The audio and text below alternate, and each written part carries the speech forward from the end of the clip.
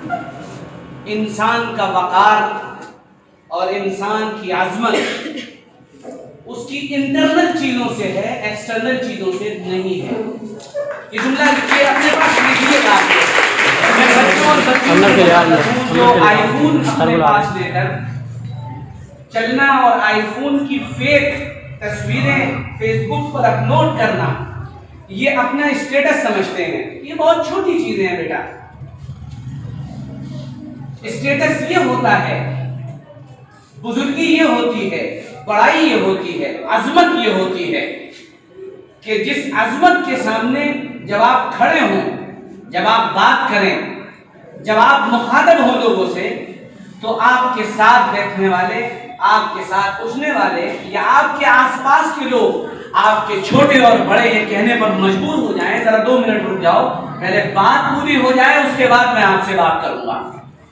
इज्जत और अजमत ये होती है कि मंजिलें आपके सामने हाजिरियां देने लगे। इज्जत और अजमत ये होती है कि आपका गाली देने वाला, जो सख्ती से आपको क्रिटिसाइज करता हो, जो आपकी बुराइयां करता हो, जो आपकी हर गिरी करता हो, जो आपके लिए हर वक्त अपनी उंगली को उठा कर रखता हो और अपनी जबान को चला कर रखता हो, वो जब आपके सामने पड़ जाए और वो जब आपकी सलाहियतों से टकराए, तो उस वक्त फिर वो ये कहने पर मजबूर हो जाए, बात सारी एक तरफ है यार, लेकिन बंदे में दम जरूर है।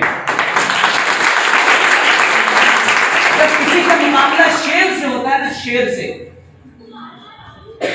से मुकाबला करने वाला अगर हारता भी है ना, तब भी उसकी अजमत होती है कि यार हार गया तो क्या हुआ, मुकाबला तो शेर से था ना।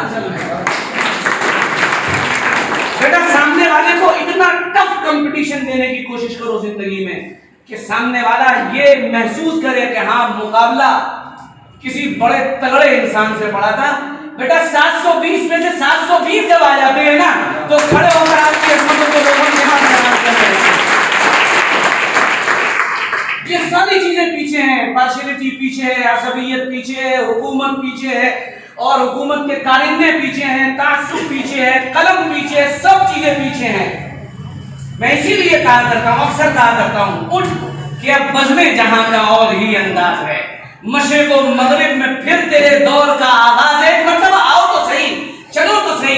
एक मुसलमान को जो अज़मतें अल्लाह ताला ने कुरान पाक की बरकत से, अहादीस मुबारका की बरकत से, मोहम्मद रसूलुल्लाह सल्लल्लाहु अलैहि वसल्लम की सीरत की बरकत से दी हैं, इसका कोई मुकाबला ही नहीं है। ये तो शेर है, ये खुला हुआ शेर है। ये जब चलेगा, इसका मुकाबला जिससे होगा तो सामने वाला अपने आप ये कहेगा भाई मुकाबला शेर से है, अब हम हारे या जीते ये तो बात की है। इसलिए मैं बहुत छोटी सी बात आपके सामने करने जा रहा हूं, उसके बाद बात नहीं करूंगा।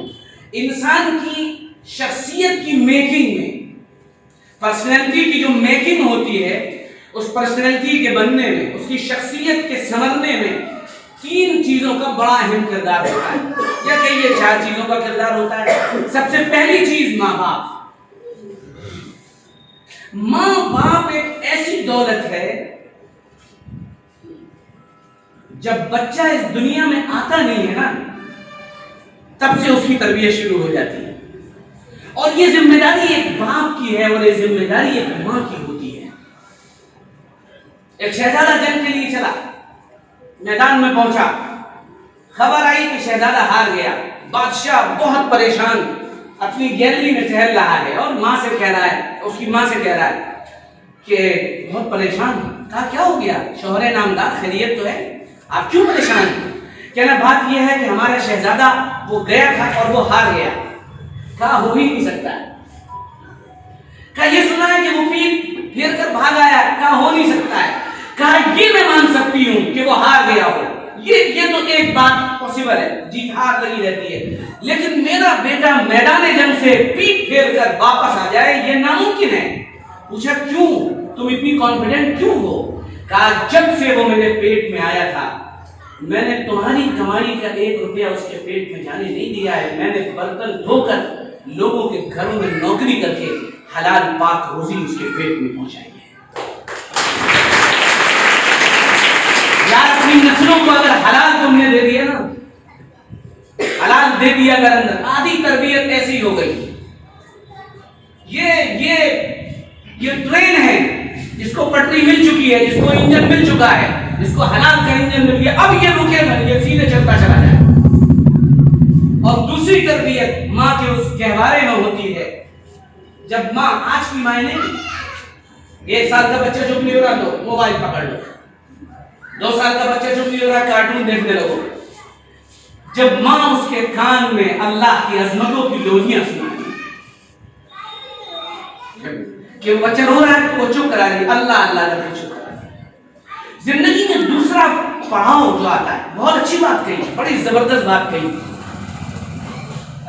अभी हमारे अजीम भाई ने बहुत प्यारी बात कही थी कि माँ बाप जिन चीजों को संभाल नहीं पाते उन चीजों को उस्ताद संभालता है।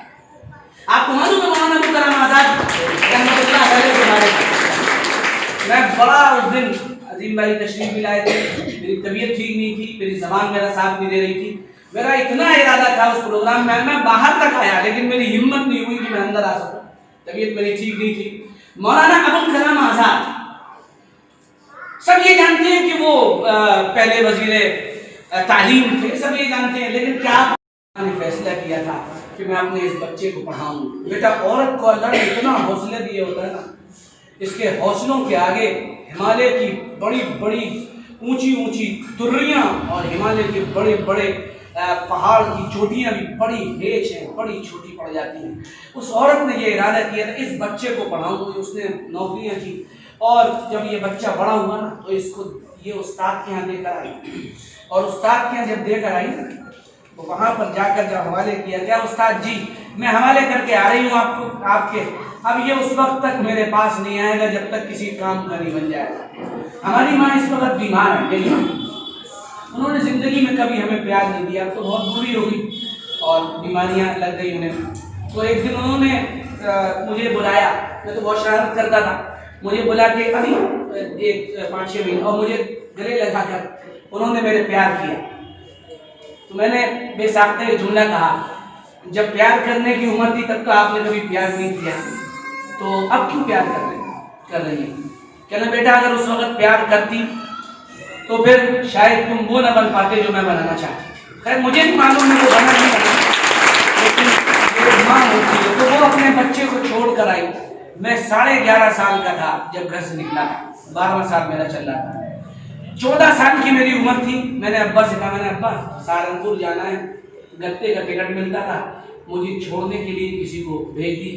तो वालिद साहब को जो छोड़ने कब तक कौन तुम्हारी नौकरी करेगा, सामान उठाओ जाओ। यार 14 साल का मेरा बच्चा 12वें साल में है, मैं अभी उसे अपने वो इम्तिहान की तैयारी कर रहा, दरिया से खिला रहा था।